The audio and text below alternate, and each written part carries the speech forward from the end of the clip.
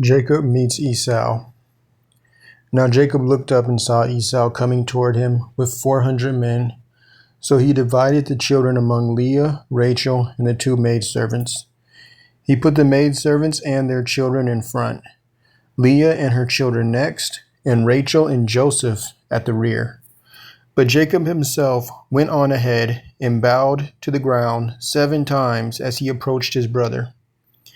Esau, however, ran to him and embraced him, threw his arms around his neck and kissed him, and they both wept.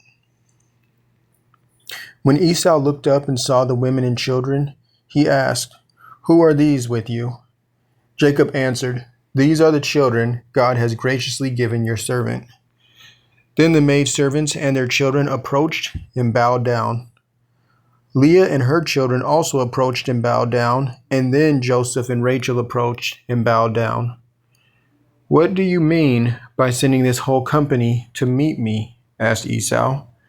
"To find favor in your sight, my lord," Jacob answered. "I already have plenty, my brother," Esau replied. "Keep what belongs to you." But Jacob insisted, "No, please, if I have found favor in your sight, then receive this gift from my hand. For indeed I have seen your face, and it is like seeing the face of God, since you have received me favorably. Please accept my gift that was brought to you, because God has been gracious to me, and I have all I need." So Jacob pressed him until he accepted. Then Esau said, "Let us be on our way, and I will go ahead of you." But Jacob replied, "My Lord knows that the children are frail, and I must care for sheep and cattle that are nursing their young. If they are driven hard for even a day, all the animals will die. Please, let my Lord go ahead of his servant.